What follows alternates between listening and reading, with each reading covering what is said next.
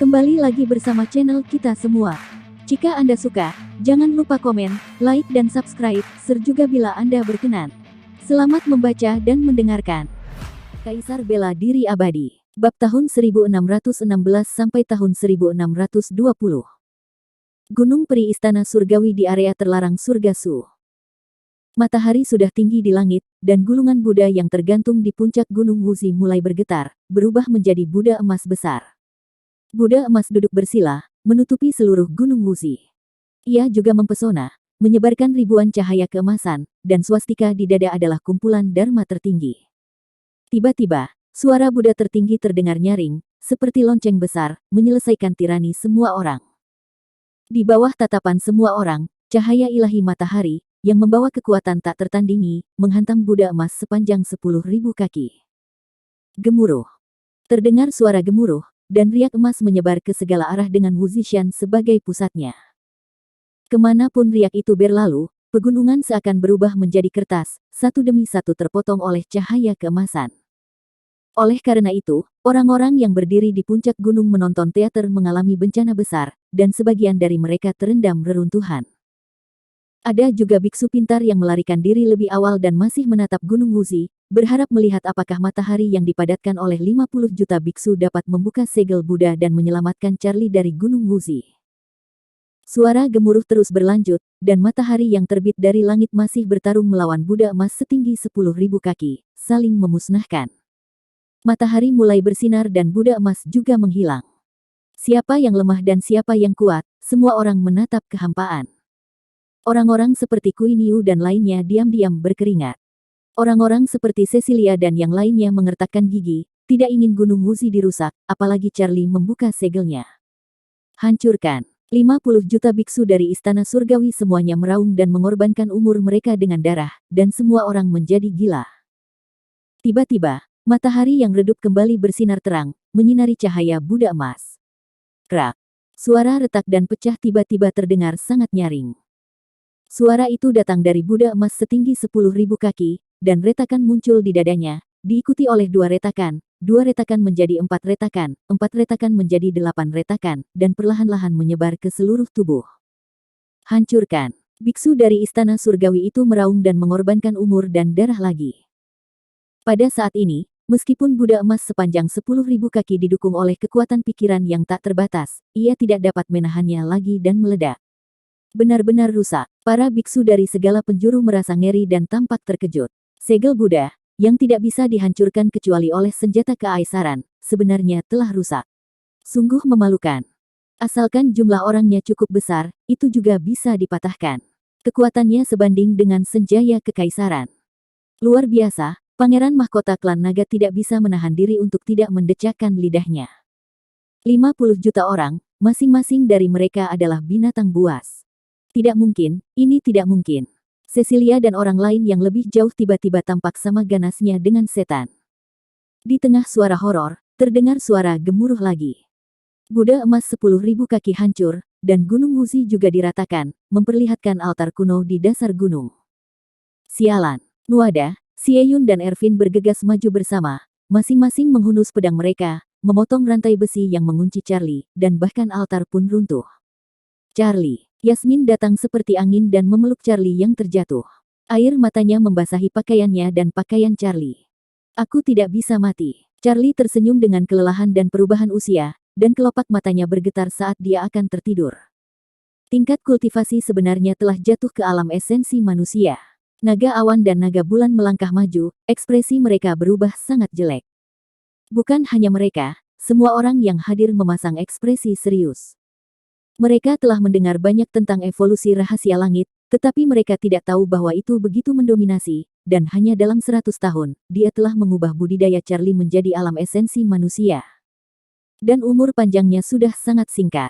Charlie, Yasmin dan yang lainnya tidak dapat menahan diri untuk tidak menghapus air mata mereka, seolah-olah mereka telah melihat bahwa Charlie hanya memiliki sedikit kehidupan yang tersisa dan tidak butuh waktu lama baginya untuk mati. Setelah menunggu bertahun-tahun, mereka akhirnya bertemu kembali, namun mereka tidak bisa menerima keadaan ini. Aku belum mati. Charlie berdiri dan tersenyum bahagia pada semua orang. Kamu akan menikah dengan kami bahkan jika kamu mati. Sekelompok wanita melepaskan sikap menahan diri mereka dan mengungkapkan keinginan mereka. Kita akan membicarakannya saat kita kembali. Charlie tidak bisa menahan tawa datar. Kemana selanjutnya? Gerbang Jianshan, kata Charlie dengan napas lemah. Membangun gerbang gunung di Suan Huang, semua orang mengerutkan kening. Bangun, tentu saja kita harus membangun. Bradley mendengus dingin, saudaraku sudah sangat menderita. Setelah gerbang gunung dibangun, kita akan mengalahkan mereka satu persatu untuk meredam amarah surga. 50 juta biksu Manchu. Jika Anda tidak menerimanya, datang dan lakukan. Nuada mengutuk, tidak mampu menekan niat membunuhnya. Tuan Suci berkata bahwa dia harus membangun gerbang gunung. Apakah Anda memiliki tempat yang cocok dalam pikiran Anda? Raja Iblis dan yang lainnya memandang Charlie dengan ragu-ragu. Pintu masuk surga Su. Charlie tersenyum lelah. Di pintu masuk surga Su, semua orang yang hadir tercengang. Meskipun kebanyakan dari mereka tidak tahu banyak tentang Suan Huang, mereka telah mendengar tentang 5 wilayah terlarang di Suan Huang. Area terlarang, yang bukan merupakan eksistensi dengan reputasi luar biasa, tempat kejam yang memakan orang tanpa memuntahkan tulangnya, dan tidak bisa keluar bahkan jika mereka masuk, buka sekte dan bangun gerbang gunung di depannya. Rumah seseorang, bukankah ini hanya masalah tidak melakukan apa-apa dan bersenang-senang? Charlie pasti punya beberapa rencana. Santong tua berkata sambil tersenyum, kamu harus memahaminya. Taoi Xiance mengelus jenggotnya dan tersenyum bahagia. Charlie bijaksana dan dikenal semua orang di Manchu. Jika tidak, dia tidak akan mampu menyatukan Manchu hanya dalam beberapa tahun. Dia selalu bertindak dengan pertimbangan yang matang, dan orang Manchu tidak pernah meragukan hal ini. Charlie memang telah berpikir dengan hati-hati. Dia sudah memikirkan rencana ini sejak 50 juta biksu datang untuk menyelamatkannya. Surga Su tidak membunuh orang Manchu Agung, ini adalah suatu kehormatan. Membangun gerbang gunung di pintu masuk surga Su sebenarnya untuk memanfaatkan kekuatan surga Su. Sekalipun banyak agama besar yang tidak diblokir di tahun baru, mereka tidak takut. Jika mereka menyerang, setidaknya mereka akan melihat ke arah surga Su dan kontra sementara itu harus dipertimbangkan. Selain itu, bagaimana jika Manchu kembali lebih dulu? Bagaimana jika Kun Langsu, dinasti Xia besar, 9 langit kehancutan, kuil, dan surga besar Luo membuka blokir mereka terlebih dahulu? Charlie tidak bodoh. Apa yang mereka gumamkan di sana?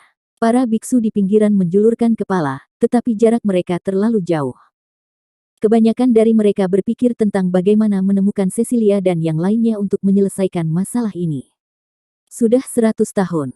Jika kamu menginginkanku, aku akan melakukannya, satu persatu. Lakukan, lakukan sampai mereka menangis. Seseorang berkata dengan getir, bersiap-siap. Ayo pergi, mereka bergerak. Teriak seseorang, menarik perhatian semua orang. Para biksu istana surgawi memang bergerak. 50 juta biksu berangkat secara kolektif untuk melindungi Charlie di tengah. Sekarang dia hanya berada di alam esensi manusia, dan dia tidak bisa menahan badai sedikitpun. Jika tidak hati-hati, dia akan langsung masuk neraka. 50 juta biksu bagaikan lautan gelap, menelan langit dan bumi, langsung menuju ke langit. Di belakang mereka, para penonton teater terkejut dan tidak tahu apa yang akan mereka lakukan. Mereka mengikuti satu demi satu sambil mengaum. Saya tidak tahu berapa lama sebelum 50 juta biksu berhenti. Para biksu di belakangnya mengangkat mata dan melihat ke kejauhan, dan tertegun sejenak. Ketika mereka melihat tanah terlarang di langit, hati mereka bergetar. Ayo kita jalan-jalan. Seseorang menggaruk kepalanya. Anda tidak akan menyerang area terlarang, kan? Kalimat ini membuat mata banyak orang berbinar. Pemandangan 50 juta biksu yang menyerang area terlarang sungguh menarik untuk dibayangkan. Jangan bikin masalah. Area terlarang itu sedemikian rupa sehingga bahkan kuasi Kaisar Agung pun tidak berani menginjakkan kaki di sana dengan mudah.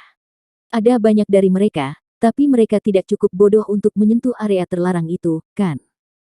Mereka adalah sekelompok orang gila. Apa-apaan ini? Di zona terlarang surga Su, hukuman surgawi dan kehancuran dunia mendaki bukit dan melihat keluar dengan tangan terlipat. Jantung mereka berdetak kencang saat melihat 50 juta biksu.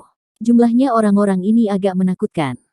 Hei, anak itu Charlie. Kehancuran dunia melihat Charlie tua di lautan manusia. Kekuatan tulang suci telah habis, begitu pula budidaya dan umur panjangnya. Serangan balik rahasia langit memang sombong. Hukuman surgawi menggelengkan kepalanya secara diam-diam, umur kita tidak akan lama lagi. Dia berlari ke dunia kita. Apa yang ingin kamu lakukan di pintu depan? Kehancuran dunia menyentuh dagunya. Berkumpullah. Ketika mereka berdua sedang berbicara, para biksu istana surgawi berteriak. Jutaan orang menggunakan kekuatan magis mereka yang besar untuk mengeluarkan gunung spiritual di tanah. Apa yang terjadi? Para biksu dari segala penjuru terkejut. Saya hanya menghitung jari saya, mereka akan membangun gerbang gunung di gerbang surga Su. Banyak biksu tua yang mengelus janggut mereka, dan mereka semua berbicara dengan serius. Kalian sangat berani, kan? Ada keributan di seluruh dunia. Orang-orang memandangnya dengan kaget, jantung mereka berdetak kencang karena terkejut, dan ekspresi mereka sangat indah. Semua orang di dunia takut menghindari area terlarang. Tapi orang-orang ini pergi ke pintu masuk dan membangun gerbang gunung. Bisakah kamu tidur di malam hari? Bukankah kamu takut dicekik sampai mati jika tertidur? Juga banyak orang tidak bisa menahan diri untuk tidak mendecakkan lidahnya. Ini pertunjukan yang bagus. Kui Niu dan orang lain di belakangnya semuanya menyeringai. Bahkan jika mereka berada dalam pikiran Kaisar Selatan dan orang suci utara, mereka sangat terkejut sehingga mereka membuka mulut sedikit, mengira mereka salah melihatnya. Bukankah ini memalukan? Di langit, kehancuran dunia melirik hukuman surgawi di sampingnya dengan ekspresi penuh arti. Hukuman surgawi menarik pipanya lama-lama dan mengeluarkan lingkaran asap yang dalam, seolah-olah dia adalah seorang kultivator. Di luar langit, terdengar suara gemuruh satu demi satu. Gunung-gunung menjulang dari tanah satu demi satu, masing-masing megah dan megah, menjulang tinggi dan curam, berdiri di luar langit. Dengan 50 juta orang yang bekerja, mereka mempunyai leverage yang sangat tinggi. Pembagian kerja di istana surgawi jelas. Naga awan, naga bulan, santong tua, Taoi Siance, dan lainnya bertanggung jawab untuk mengukir formasi dan memasang penghalang untuk melindungi gerbang gunung yang baru dibangun. Misalnya, biksu perempuan di istana Guanghan bertanggung jawab menanam tanaman.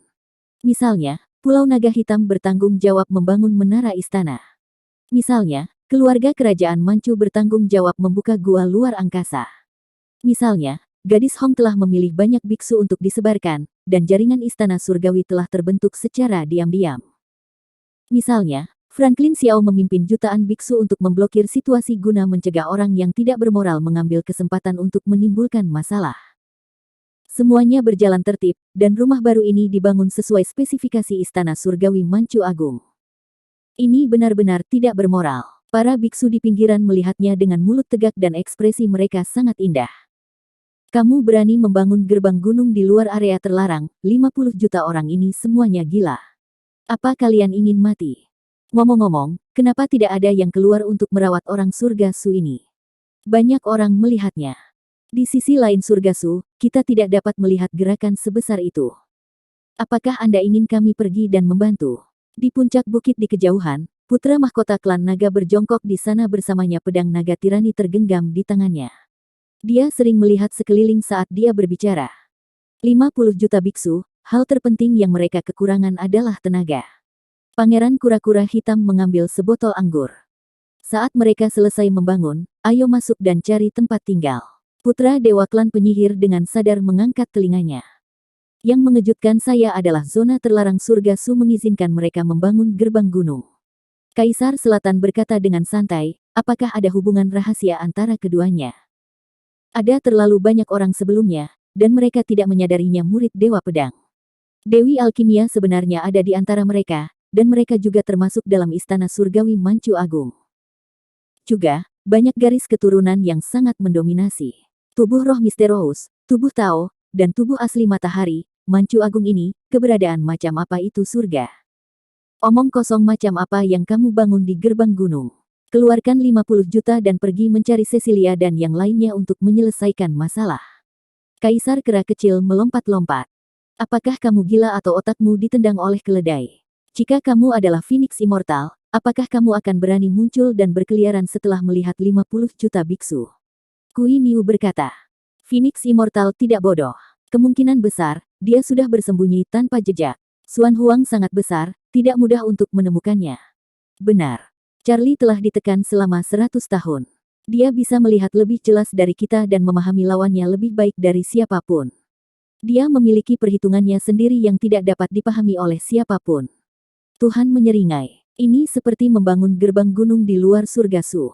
Saya khawatir tidak ada yang memikirkannya, tapi dia baru saja melakukannya. Bagaimanapun, surga adalah orang asing. Sejak zaman kuno, naga yang kuat tidak menekan ular setempat, jadi masih perlu membangun gerbang gunung. Kami tidak akan dapat menemukan musuh untuk sementara waktu, jadi yang paling penting adalah menstabilkan posisi kami, kata Pangeran Kura-Kura Hitam perlahan. Semua orang berbicara dengan cara yang jelas dan logis. Hanya satu orang yang tetap diam, dan itu adalah orang suci utara, Simone. Dia berdiri di puncak gunung, selalu menatap Charlie baik sengaja maupun tidak. Dia dikelilingi oleh terlalu banyak wanita. Wanita-wanita itu semuanya menakjubkan dan anggun. Meskipun mereka berjauhan, dia masih bisa melihat kelembutan di mata mereka, yang ditujukan untuk Charlie. Meskipun Charlie sekarang sudah sangat tua, tingkat kultivasinya hanya di alam esensi manusia, dan umurnya hampir habis, mereka tidak membencinya sedikit pun, melainkan merasa kasihan padanya. Apakah mereka semua istrimu? Orang suci utara bergumam pada dirinya sendiri, dengan rasa masam yang tak bisa dijelaskan di hatinya. Charlie tidak tahu bahwa orang suci utara diam-diam mengawasinya. Dia sedang duduk di atas batu, terbatuk-batuk hebat, dan wajahnya sepucat orang yang sakit parah. Rambut dan janggutnya yang panjang sama-sama seputih salju, kulitnya keriput, punggungnya bungkuk, matanya keruh dan kusam, dan seluruh tubuhnya dikelilingi aura kematian yang kental, dan selalu ada kemungkinan tertelan. Dia terlalu tua, seolah-olah dia akan dikuburkan pada saat berikutnya, dan nafasnya yang lemah terputus-putus. Di sampingnya, Sylvia, Jessica, Harmony, Yasmin, Nadia, Lilian, dan Cynthia, semuanya menghancurkan pil untuk menambah umur panjangnya, berharap dapat membantunya melanjutkan hidup Charlie. Jangan buang pilnya. Charlie menggelengkan kepalanya sambil tersenyum. Duduk saja dan patuhlah. Yasmin tersedak, menyeka air matanya, dan mulai menghancurkan pil itu lagi dan mencampurkannya ke dalam tubuh lama Charlie. Jessica dan yang lainnya juga sama, mengetahui bahwa itu tidak ada gunanya, tapi mereka tetap tidak bisa menahan diri untuk tidak menghancurkan pilnya satu demi satu. Tidak tahu bagaimana cara menyelamatkan Charlie, menghancurkan obat mujarab menjadi tanda ketidakberdayaan mereka. Mereka berharap Charlie akan kembali ke Charlie di masa lalu, daripada menjadi setua dia sekarang. Charlie tersenyum dan tidak berkata apa-apa lagi, batuk dari waktu ke waktu, dan batuk berlumuran darah dari waktu ke waktu. Reaksi evolusi rahasia langit terlalu sombong. Semakin lemah dia, semakin ganas jadinya, dan itu terus melahapnya sebelum selesai. Dia sudah berada di tahun-tahun kematiannya, dan bahkan dia tidak tahu berapa lama dia bisa hidup, atau apakah dia bisa bertahan sampai kembali ke Manchu. Melihat Charlie seperti ini, Bradley dan Wada menghela nafas, merasa tidak berdaya dan diam-diam mengepalkan tangan mereka. Tapi pria itu, Ervin, berlari mendekat. Setelah lebih dari 300 tahun, pria ini belum tumbuh sama sekali, tetapi dia bertambah banyak lemak satu demi satu. Ini telah disimpan selama lebih dari 100 tahun dan ada di sini untuk kita gunakan. Ervin mengeluarkan kotak harta karun yang tersegel dari tangannya dan menyerahkannya kepada Charlie dengan ekspresi kesakitan di wajahnya. Kalau begitu aku harus melihatnya. Charlie segera membuka kotak harta karun, melihat ke dalam, dan menggerakkan sudut mulutnya. Dia sedikit tidak bisa mencuci tangannya, jadi dia tidak bisa bernapas. Dia langsung batuk darah dan hampir pergi ke surga. Pantas saja dia seperti ini, karena ada seekor ayam jantan tergeletak di dalam kotak harta karun, setebal pergelangan tangan orang dewasa, dan disegel. Di dunia biksu, benda ini disebut cambuk harimau. Ya, mungkin juga cambuk banteng, tapi tetap saja itu hanyalah cambuk. Sayang, apa yang aku lakukan? Apa yang kamu lakukan? Dasar pria gendut, pipi Yasmin memerah. Sebelum Ervin bisa menyelesaikan kata-katanya, dia menamparnya. Jessica dan Sylvia, dengan pipi memerah, masing-masing bergegas mendekat dengan lengan baju digulung. Adegan selanjutnya agak tak tertahankan untuk dilihat. Ervin, yang dengan baik hati memberikan harta itu, didorong ke tanah dan dipukuli oleh sekelompok wanita, tidak dengan ringan atau kasar. Para biksu yang menonton terkejut. Kebanyakan dari mereka melihat ke arah Ervin. Bayi siapa ini? Di sisi lain, para biksu istana surgawi semuanya tersenyum. Terutama Alex dan Francis, melihat pemandangan ini, tidak bisa tidak mengingat masa lalu mereka. Pada saat ini, mereka sepertinya telah kembali ke masa itu, dan masa lalu itu seperti asap. Perlahan memalingkan muka, mereka masing-masing melanjutkan tugasnya masing-masing. Jumlahnya kuat, dan rumah baru dibangun dalam waktu kurang dari 3 hari. Dilihat dari kejauhan, itu adalah hamparan pegunungan. Ada puluhan ribu puncak yang curam, ada istana dan paviliun yang tak terhitung jumlahnya. Formasi pengumpulan roh diatur di mana-mana, awan diselimuti kabut, dan semuanya diselimuti kabut. Ini benar-benar ini adalah surga di bumi. Dekorasi pada periode ini juga sangat indah, banyak aliran sungai yang mengalir, banyak jembatan lengkung dan paviliun, serta bunga-bunga eksotis, tanaman langka, pohon spiritual, dan pohon kuno yang memanjakan mata. Ini adalah gunung surga abadi, yang diselimuti lapisan tirai tipis, yang merupakan metode rahasia penyembunyian klan naga kuno raksasa. Di dalam tirai cahaya, ada 9.999 penghalang, semuanya merupakan penghalang pertahanan, berlapis satu di atas yang lain. Setelah penghalang, ada formasi serangan, yang ditemukan di setiap puncak gunung. Semuanya merupakan formasi pembunuh langit virtual yang mendominasi. Selain itu, naga awan dan naga bumi juga membangun banyak platform domain langit berbintang dan gerbang domain teleportasi, yang jumlahnya sangat banyak. Tujuan keduanya sangat sederhana, untuk berjaga-jaga. Di dunia orang kuat, bencana bisa terjadi kapan saja. Jika itu terjadi, mereka bisa melarikan diri melalui platform medan bintang dan gerbang medan teleportasi. Franklin Xiao mengambil tindakan dan menggunakan kekuatan magisnya yang besar untuk mengukir sebuah tablet batu sepanjang 100 kaki, yang berdiri di kaki gunung. Di atasnya terukir 4 karakter dengan kuat, Istana Surgawi Manchu Agung. Sylvain Wu, Sawyer Niu, dan Taoist Tai bekerja sama membangun gerbang batu setinggi 10.000 kaki di depan gunung surga abadi. Ada juga 3 karakter yang terukir di gerbang gunung, gerbang Istana Surgawi. Dilihat dari kejauhan, gerbang gunung itu sendiri sudah begitu megah dan megah sehingga memberikan banyak tekanan bagi yang melihatnya. Pulang. Charlie mengangkat kakinya dan menjadi orang pertama yang masuk. Kalimat pulang hampir membuat para biksu istana surgawi menangis. Ini adalah rumah, tapi ini adalah rumah di negeri asing. Rumah dan kampung halaman mereka yang sebenarnya adalah Manchu. Namun, tidak ada yang peduli tentang hal ini saat ini. Rumah adalah tempat di mana terdapat kerabat, dan ini sudah cukup. 50 juta biksu akan membanjiri seperti air pasang. Setiap kekuatan akan menempati puncak gunung, dan semua pihak akan hidup harmonis. Memang benar sejak zaman kuno bahwa ada kekuatan dalam jumlah. Melihat para biksu istana surgawi memasuki gunung, para biksu di luar tidak bisa menahan senyum.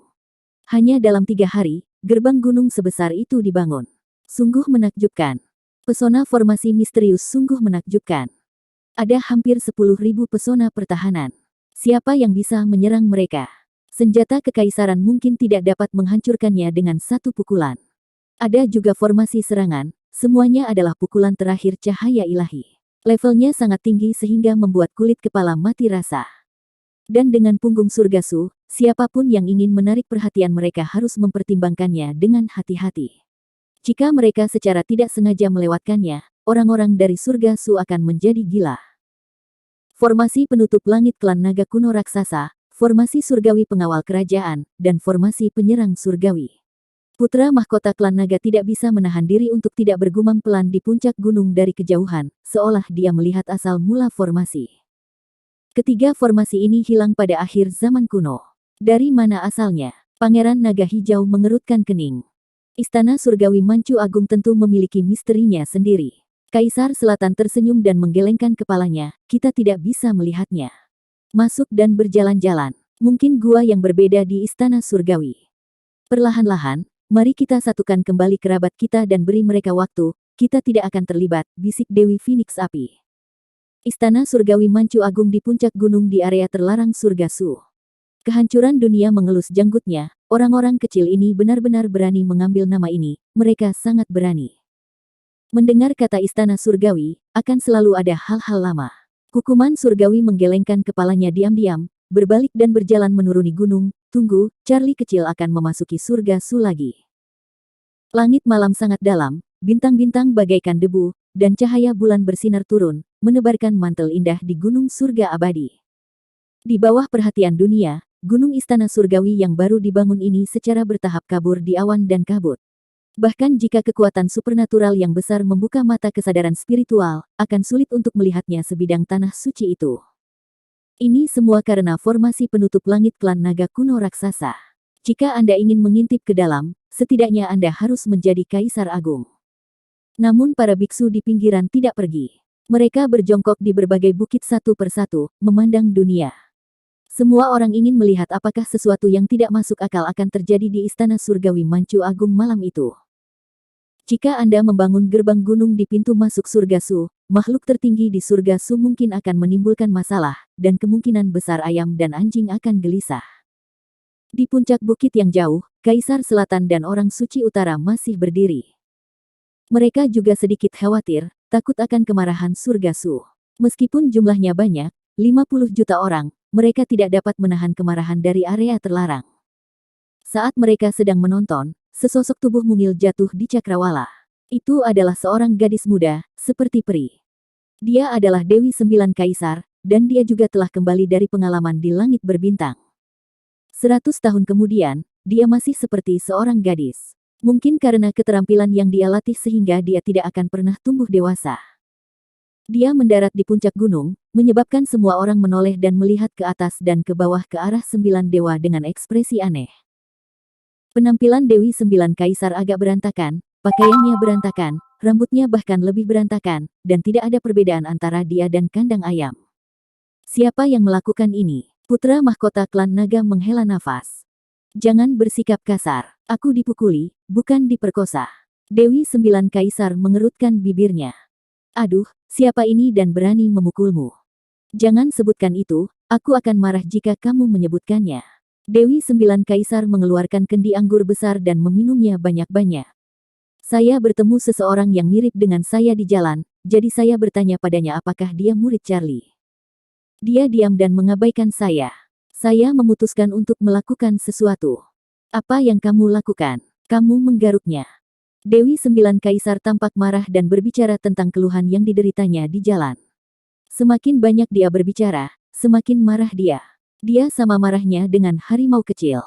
Ini cukup baru. Melihat ekspresi marah Dewi Sembilan Kaisar, semua orang merasa geli. Dia sangat manis, bahkan ketika dia sedang marah, itu sangat enak dipandang.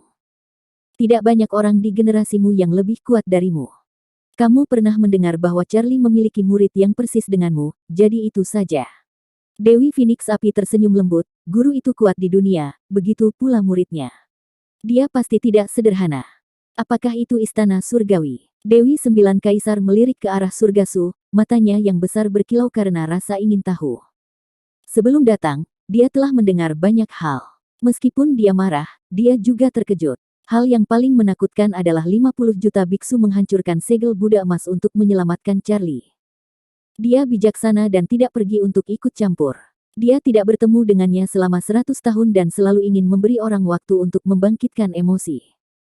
Memang benar suasana di Gunung Surga Abadi memang sedikit sensasional saat ini, dan seluruh gunung dipenuhi dengan aroma anggur yang kuat.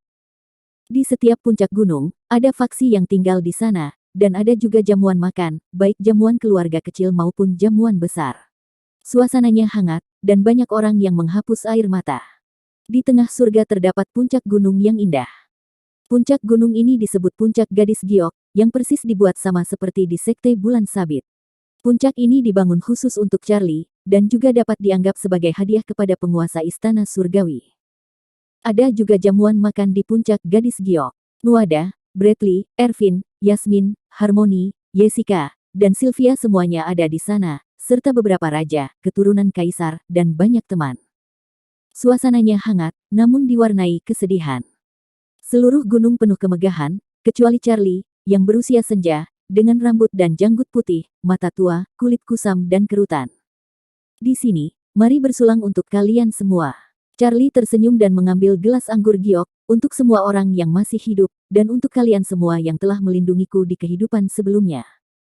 Kami bersulang untukmu. Semua orang berdiri satu demi satu, kepada semua orang, Anda telah melunasi hutang darah untuk Biksu Manchu Agung, dan saya menghormati Anda atas perjalanan Anda selama 300 tahun. Rasa hormat yang sama. Charlie tersenyum dan hendak minum sepuasnya, namun direnggut oleh Yasmin di sampingnya.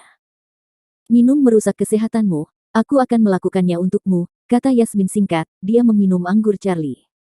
Kamu sedang tidak enak badan, aku akan mengambil secangkir teh ini daripada anggur. Jessica terkekeh dan menuangkan secangkir teh untuk Charlie. Ya ampun, kalian bahkan belum menikah dan sekarang kalian mulai mengurusnya. Ervin menyeringai. Dasar pria gendut, kamu paling banyak bicara. Yasmin mengambil buah spiritual dan melemparkannya. Itu tidak kena. Ervin memutar tubuh gemuknya dan menghindari buah spiritual, tapi dia tidak menghindari piring yang Jessica lemparkan padanya, yang menamparkan wajahnya. Diperlakukan seperti ini, suasana jamuan makan pun langsung memanas. Bagaimanapun, Charlie tetap meminum teh daripada anggur.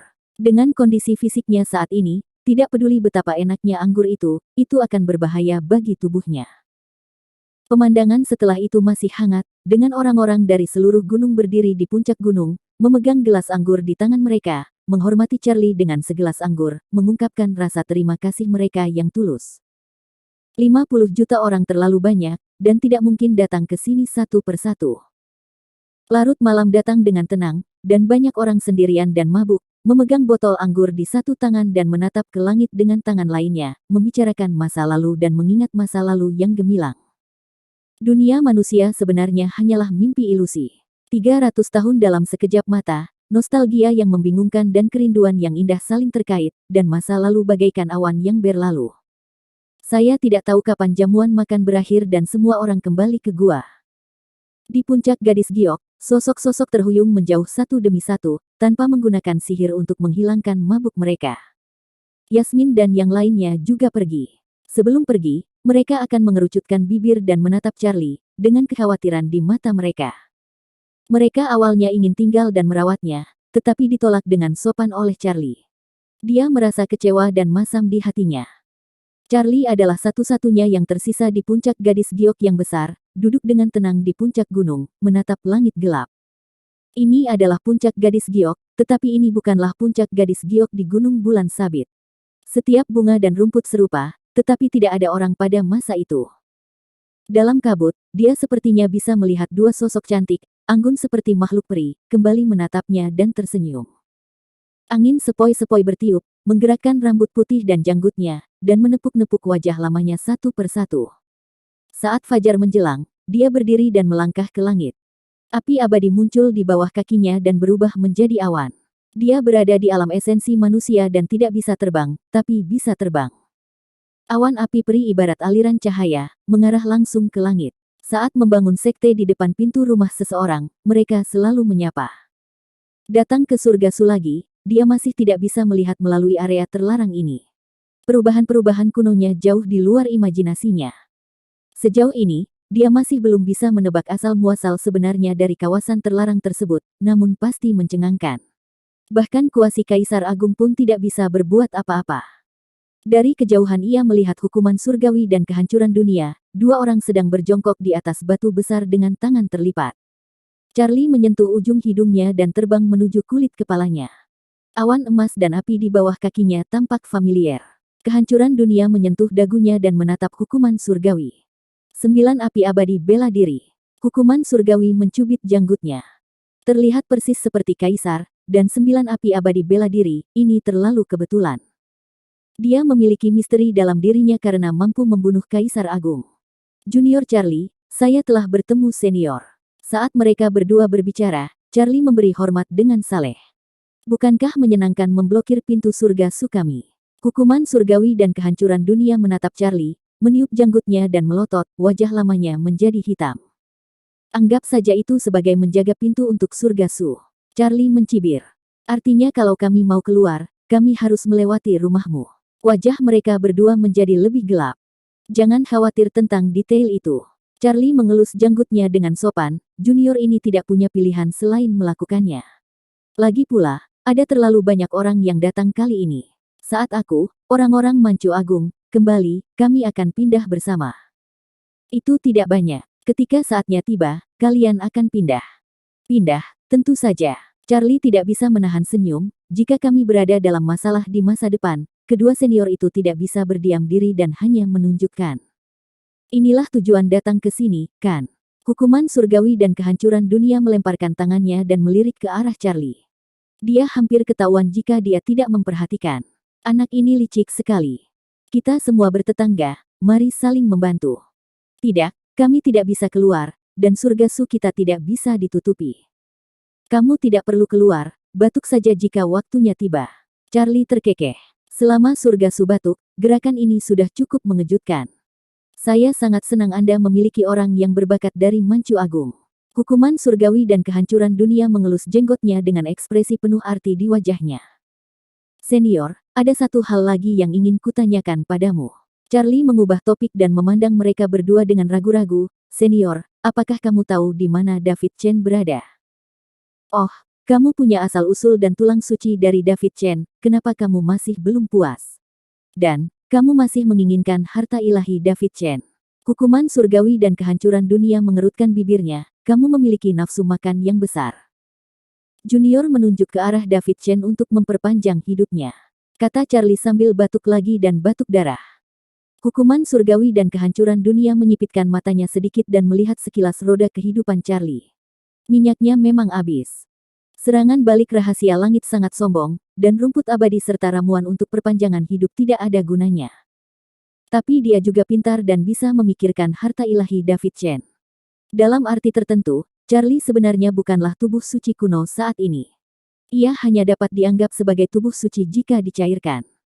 Dibandingkan dengan ramuan penopang kehidupan, harta ilahi David Chen memang dapat memainkan peran tertentu, tetapi juga sangat terbatas. Charlie melihatnya dengan penuh harap, mengharapkan kabar baik.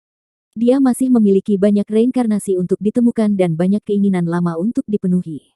Dia membutuhkan lebih banyak dukungan hidup dan tidak ingin meninggalkan dunia ini dengan penyesalan. Di bawah tatapannya, hukuman surgawi dan kehancuran dunia menggelengkan kepala. Dewa kematian telah bersembunyi dan menghancurkan, dan telah lama kembali ke langit dan bumi. Mendengar ini, mata Charlie langsung meredup. Dia tahu bahwa kematian dan kematian itu tersembunyi, tetapi dia masih memiliki harapan. Bagaimanapun, itu adalah surga Su, dan metode mereka tidak dapat dipahami oleh orang biasa, jadi dia datang untuk bertanya. Sayangnya, meski harapan itu indah, kenyataannya kejam. Cari Raja Manusia Fuksi. Dialah satu-satunya yang bisa menyelamatkanmu. Hukuman surgawi dan kehancuran dunia berkata, jika dia tidak bisa berbuat apa-apa, maka kamu hanya bisa menerima nasibmu. Tanpa daya, tanpa harta ilahi, dia hanya bisa menunggu Fuksi kembali ke Mancu. Langit cerah, dan sinar matahari yang hangat menyinari wilayah tengah Suan Huang, menerangi daratan luas dengan cemerlang. Gunung Istana Surgawi, berkabut, tenang dan damai. Di luar Gunung Peri, puncak bukit penuh dengan manusia, dan setiap orang memiliki sepasang mata merah. Ada beberapa orang yang masih menguap. Mereka menyaksikan dengan penuh semangat di luar gunung sepanjang malam, tetapi mereka tidak melihat pemandangan kemarahan di area terlarang surga Su. Semuanya begitu damai dan tidak konvensional. Sungguh luar biasa tidak terjadi apa-apa di area terlarang. Banyak orang mengucek mata dan bergumam tanpa henti. Istana surgawi dan surga Su tidak memiliki hubungan dekat, kan? Hanya Tuhan yang tahu. Banyak orang berdiri dengan dukungan di pinggang mereka. Lanjutkan, saya akan kembali tidur. Otak mereka berada dalam keadaan kebingungan. Mereka menunggu sepanjang malam dan menganggur sehingga tidak melakukan apapun. Semakin banyak orang pergi, banyak mengumpat, dan beberapa menggaruk-garuk kepala, tidak dapat memahaminya. Hal aneh ini telah menyebar ke seluruh Suan Huang secara tidak sengaja, dan semua orang di tempat berkumpulnya para biksu membicarakannya. Asal-usul istana surgawi telah menjadi fokus keraguan mereka. Ada 50 juta biksu yang berani mendirikan sekte di gerbang surga Su, dan surga Su tidak menanggapi sama sekali. Meskipun aku sudah memperhitungkannya, aku tidak pernah menyangka kejadian seperti itu akan terjadi. Seorang pria dari kota kecil yang kurang dikenal, Cecilia, Gagak Emas dan lainnya sedang duduk di kedai teh dengan ekspresi wajah yang sangat jelek. Ketajamannya sangat kuat sehingga saya pikir akan lebih baik untuk melarikan diri di dalam bintang, kata putra Dewa Taiking dengan wajah pucat. Sebelumnya di Laut Bintang Suan Huang, mereka dikejar oleh Carter Xiao dan lainnya, dan kapal perang Istana Taiking tenggelam hingga 90%. Jika dia tidak melarikan diri dengan cepat, dia akan berakhir di neraka. Dia takut, sangat takut. Dia takut akan kuasa surga. 50 juta orang seperti gunung, membebani dan mencekiknya. Sekarang, Istana Surgawi telah membangun sekte di pintu masuk surga Su, tetapi surga Su tidak melakukan gerakan apapun, yang membuatnya semakin takut. Bersembunyi dari langit berbintang, Suan Huang sudah menjadi tempat yang benar dan salah. Putra Dewa Hukuman Surga juga berbicara, dengan ekspresi buruk di wajahnya. Itu menakutkan. Cecilia memandang mereka berdua sambil mencibir. Situasinya lebih kuat daripada rakyat. Kami tidak ingin dihancurkan. 50 juta biksu, barisan yang luar biasa. Jadi bagaimana dengan 5 juta, bahkan tidak ada Raja Suci yang agung, itu hanya sekelompok rakyat jelata. Cecilia tertawa melihat kejadian itu. Dia berkata sambil bercanda, aku, klan Phoenix, akan segera kembali. Tidak peduli berapa banyak orang yang ada di Istana Surgawi, mereka tidak dapat menghentikan senjata kekaisaran. Kata-kata ini membuat semua orang terpesona mata menyala. Apa yang dikatakan Cecilia benar. Hanya ada sedikit orang kuat di Istana Surgawi. Tanpa orang yang paling berkuasa, Kaisar akan menderita kerugian besar, apalagi senjata kekaisaran yang mampu menghancurkan langit dan bumi. Apa yang Tuan Putri rencanakan? Semua orang berkata satu demi satu. Sembunyi dan tunggu dan lihat apa yang terjadi. Cecilia tersenyum tipis, sudut mulutnya dipenuhi pesona jahat, tanah Xuan Huang itu luas dan tak terbatas.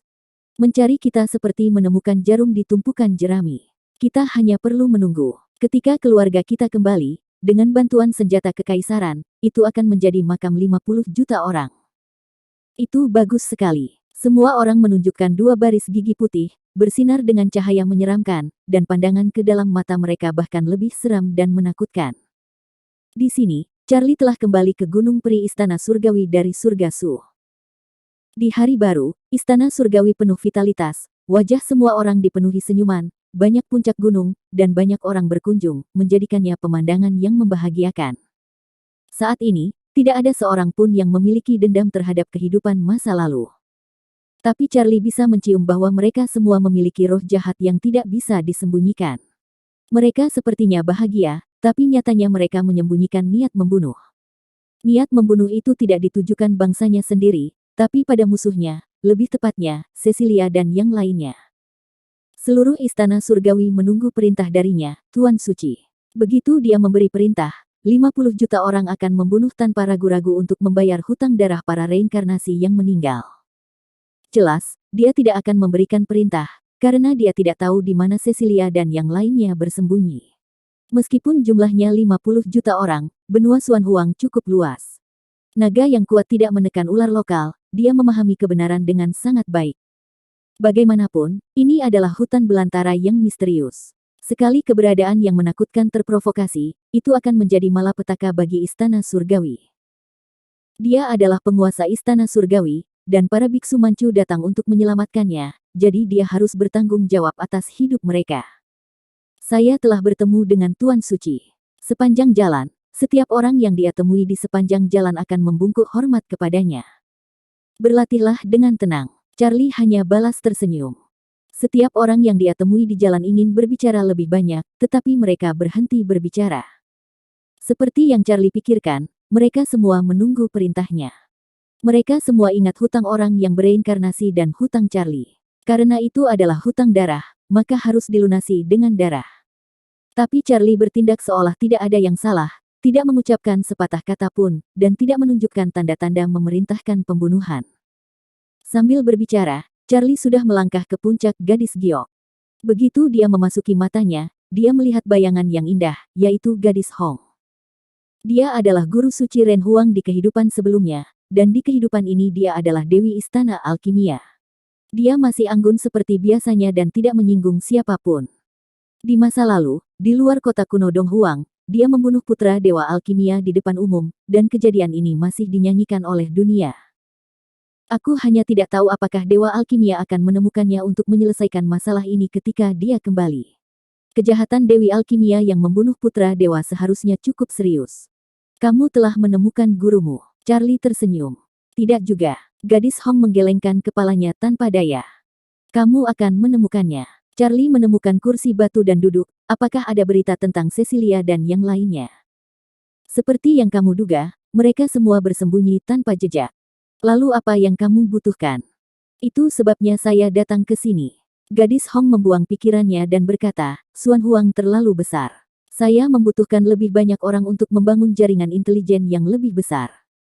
Saya berjanji kepada Anda 10 juta waktu sesingkat mungkin dengan segala cara. Charlie memberikan sebuah token.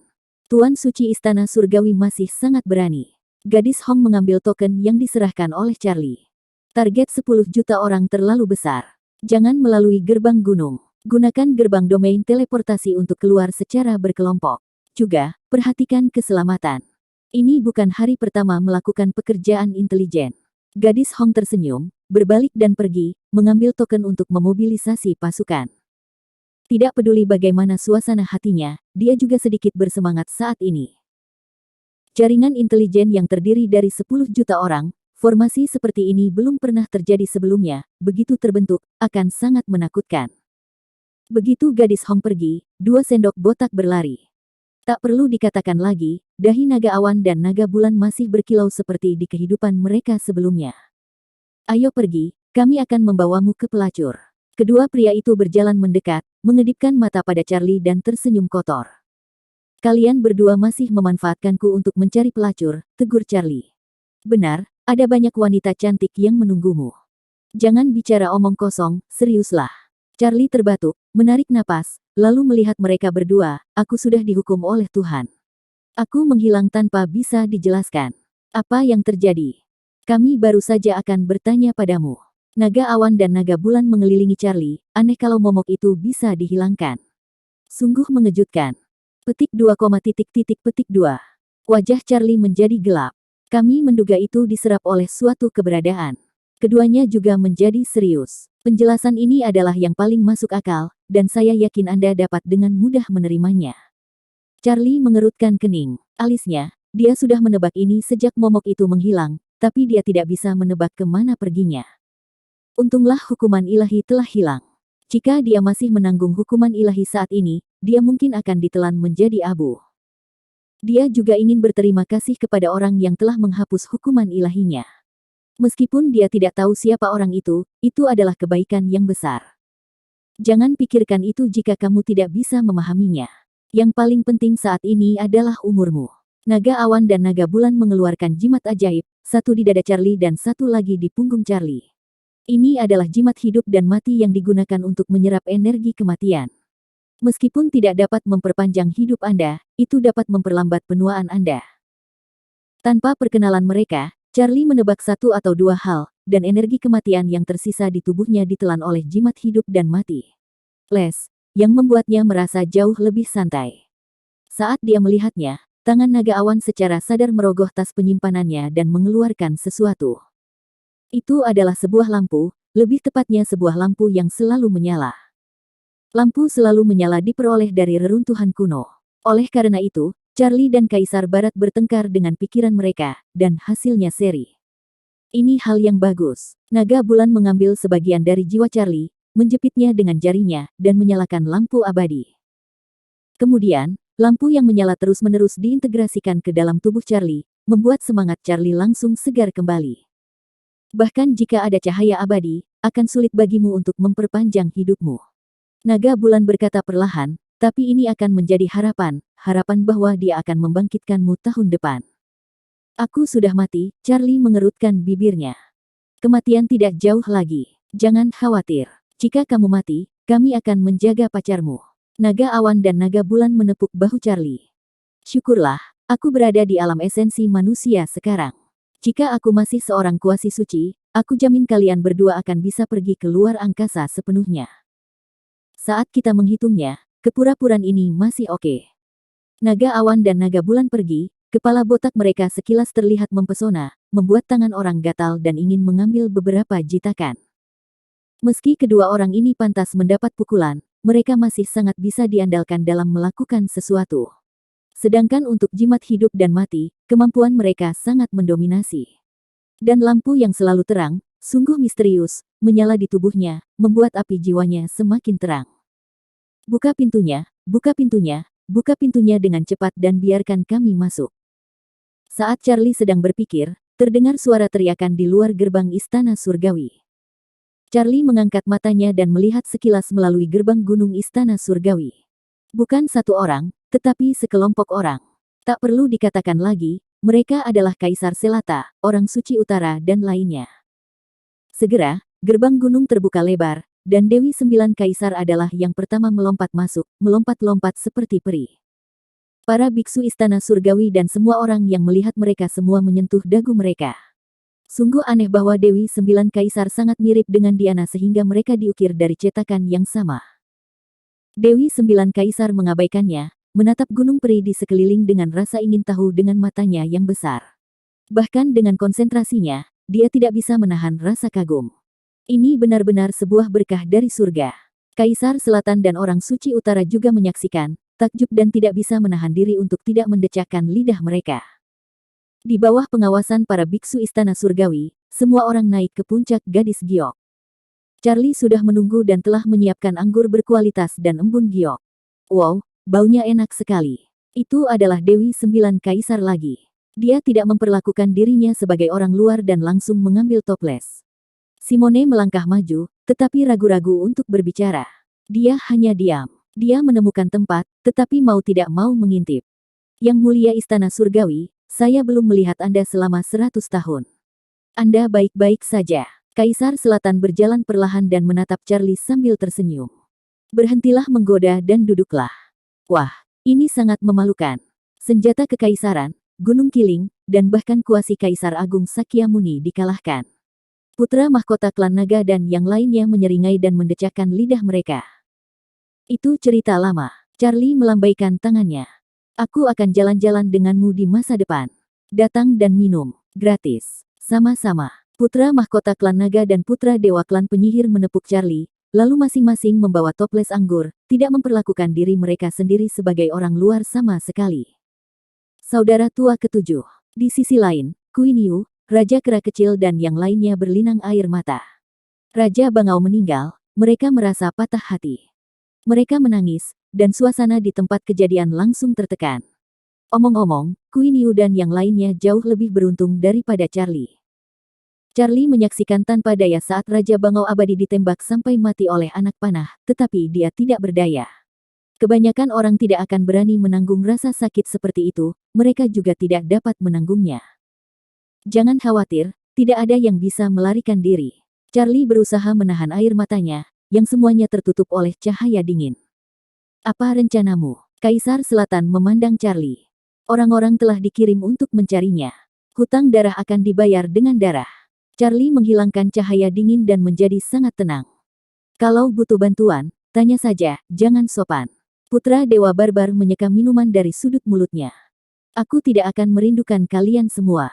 Charlie tersenyum. Kalau begitu, bisakah kamu memberitahuku asal-muasal istana surgawi Manchu Agung? Kaisar Selatan tersenyum santai, murid Dewa Pedang, tarian bunga kota kekaisaran Tianque, Dewi Istana Alkimia, Putri Klan Merak, Putri Kupu-Kupu, dan tubuh guntur pertempuran, mereka berada di bawah perintahmu. Aku sangat ingin tahu siapa kamu. Kamu tidak perlu tahu siapa aku, dan kamu tidak perlu bertanya tentang asal-usul istana surgawi. Pada tahun dan bulan tertentu di masa lalu, ribuan jiwa heroik berjuang untuk melindungi rakyat jelata, dan seluruh dunia berhutang nyawa pada mereka. Jawaban Charlie membingungkan, dan semua orang mengerutkan kening.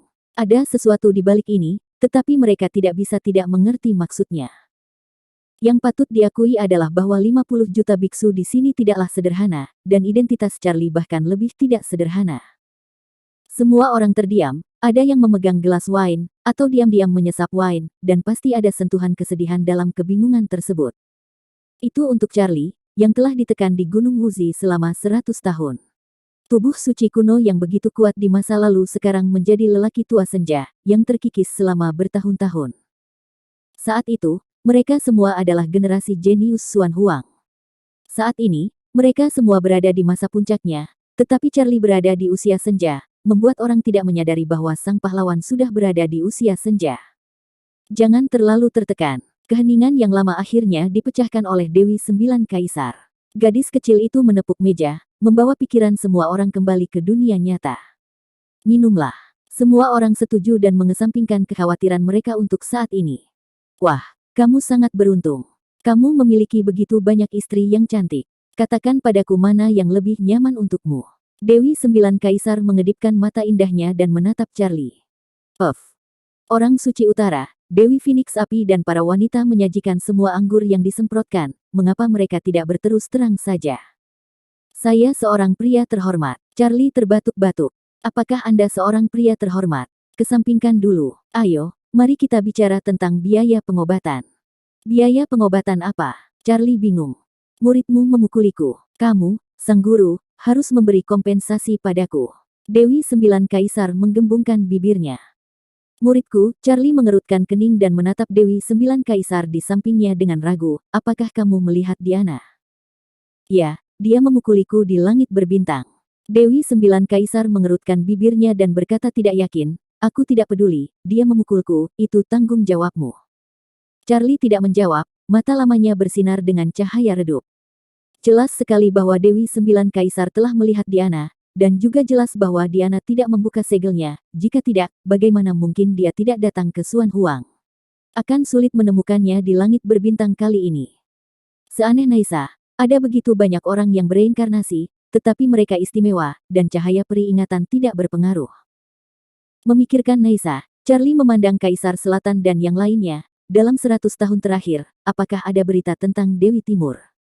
Tidak. Semua orang menggelengkan kepala serempak. Setelah reruntuhan kuno, di sana tidak ada berita tentang dia. Sepertinya dia menghilang dari dunia. Dia mungkin sudah lama meninggal. Petik 2. Saya yakin dia masih hidup. Charlie menyesap teh, itu adalah intuisi yang aneh. Jangan menyebutkan hal yang tidak diketahui, datang dan minum. Ikan neraka Utata mengambil toples anggur, dan lolongannya bukanlah imajinasi biasa. Suasana langsung menjadi hidup karena perkataannya. Saya tidak tahu kapan saya melihat semua orang mabuk. Sama seperti saat kami berpisah 100 tahun yang lalu, mereka masing-masing menceritakan pengalaman mereka selama 1 abad yang lalu, masing-masing penuh dengan legenda. Baru setelah malam tiba, semua orang berdiri dengan goyah. Charlie memerintahkan orang untuk menyiapkan tempat bagi mereka. Pengingat hangat, adat istiadat rakyat di Istana Surgawiku sangat keras. Cobalah untuk tidak menimbulkan masalah, dan juga, jaga hartamu sendiri, kata Charlie dengan santai di belakangnya. Semua orang bingung dan tidak memperhatikan. Namun, saat orang suci utara pergi, dia mengerucutkan bibirnya dan melirik ke arah Charlie. Maaf, tapi Raja Manusia Fuksi belum ditemukan. Aku tahu di mana dia berada. Kamu masih sangat tidak terduga. Orang suci utara berbalik sambil tersenyum, berjalan beberapa langkah, dan tidak lupa melihat ke belakang, istrimu semuanya cantik. Charlie tersenyum, tidak berbicara, dan hanya menutup matanya sedikit. Saat aku memejamkan mata, pikiranku berpacu, dan aku tidak tahu apa yang sedang kupikirkan. Meskipun dia hampir menjadi orang yang tidak berguna, dia tetap berharga. Dia adalah seorang komandan yang kompeten dan seorang jenderal yang bijaksana. 100 tahun ditekan di bawah Gunung Wuzi telah membuat pikirannya setenang air, dan dia dapat melihat banyak hal dengan jelas dan jelas. Kebijaksanaannya akan membuat Istana Surgawi Manchu Agung terkenal di Suan Huang. Tidak ada yang mengganggunya, dia tidak bergerak seperti patung. Meski sudah malam, masih ada orang yang datang ke puncak Gadis Giok. Ada 3 wanita dan 1 pria. Melihat ke atas, mereka adalah Salman Haotian, Heateher Hua, Cynthia dan Yasmin. Charlie perlahan membuka matanya dan melihat 4 orang dari kejauhan. Dia tidak bisa menahan ekspresi sedikit malu. Penyebab dan akibat dari berbicara omong kosong dengan keluarga Haotian adalah sebuah kesalahan. Pada saat yang sama, dia merasa malu, tetapi juga bersalah. Dendamnya lah yang membuat Salman Haotian merasa menyesal bahkan sampai mati. Ada juga Cynthia, cinta tersembunyi yang mengejarnya dari kehidupan lampau hingga kehidupan ini, membuatnya lengah. Mata mereka bertiga semuanya merah, dan terlihat jelas mereka menangis. Benar sekali, tidak ada yang lebih mengharukan selain berkumpulnya kembali sebuah keluarga dalam reinkarnasi. Saat dia memikirkannya, dia tidak bisa menahan diri untuk tidak melihat ke arah Yasmin. Dia tidak terkejut dia datang bersama Salman Haotian dan yang lainnya. Dalam reinkarnasi ini, dia dan Heateher Hua bereinkarnasi sebagai saudara perempuan, dan menurut senioritas, dia adalah Bibi Cynthia. Setelah semua ini, senioritas Manchu Agung kembali kacau. Charlie sudah lama terbiasa dengan hal ini. Wade, segalanya menjadi lebih baik. Kata-kata prihatin datang dari Salman Haotian. Meskipun dia bereinkarnasi di kehidupan dulu dan sekarang, dia masih memanggil Charlie seperti ini, memperlakukan Charlie sebagai seorang anak, dengan kasih sayang seorang ayah, wajahnya yang terkena cuaca. Semuanya baik-baik saja. Charlie tertawa datar. Yang paling penting adalah sorot mata Salman Haotian, seolah sedang menatap putra atau menantunya. Memakan ramuan ini dapat menunda penuaan. Cynthia terkekeh dan menyerahkan sebuah kotak harta karun. Terima kasih. Charlie tidak menolak kebaikannya. Mengenakan batu giok ini juga dapat memperlambat penuaan. Yasmin mengeluarkan liontin batu giok dari lengannya, menaruhnya di tali, dan menggantungkannya di leher Charlie. Memalukan sekali. Charlie terkekeh, dan setelah selesai, dia tidak lupa menghirup liontin giok itu dan menyekanya dengan lengan bajunya. Ini maharku. Ketika kamu menjadi lebih baik di masa depan, kamu harus menikah denganku. Yasmin mengedipkan mata indahnya. Aku juga. Cynthia tersenyum manis. Kesehatanku tidak baik. Charlie masih asyik menyeka liontin giok. Aku tidak punya energi selama pernikahan. Jika kamu tidak keberatan, kita bisa ke sana. Mereka berdua tertawa, tidak menunjukkan rasa menahan diri sama sekali. Charlie mengerutkan bibirnya, ini agak terlalu terbuka. Salman Haotian dan Heateher Hua di sampingnya juga bertengkar. Terutama Heateher, yang satu adalah putrinya di kehidupan sebelumnya dan yang lainnya adalah saudara perempuannya di kehidupan ini. Meski memalukan, namun tetap ada berkahnya. Yang disalahkan adalah waktu yang terlalu kejam, perpisahan yang terlalu menyakitkan, membuat cinta menjadi bodoh, dan juga menguras kesabaran seorang wanita. Aku tidak akan mengganggu meditasimu. Heateher tersenyum, lalu dia menyeret salah satu dari mereka dengan satu tangan dan tangan lainnya dengan tangan lainnya, dan berjalan menuruni gunung. Jangan menarik, kami akan pergi. Kedua wanita itu berjuang untuk melihat ke belakang, dan keduanya mengedipkan mata pada Charlie. Wade, sampai jumpa di lain hari. Salman Haotian tertawa datar dan buru-buru mengikuti Heateher. Saya terlalu konservatif. Melihat keluarga yang pergi, Charlie mengelus janggutnya. Setelah reinkarnasi, para wanita Manchu semuanya berpikiran terbuka. Setelah mengatakan itu, dia berbalik lagi dan meletakkan batu hati kebijaksanaan di piringnya. Malam berbintang masih begitu damai dan sunyi. Bersambung.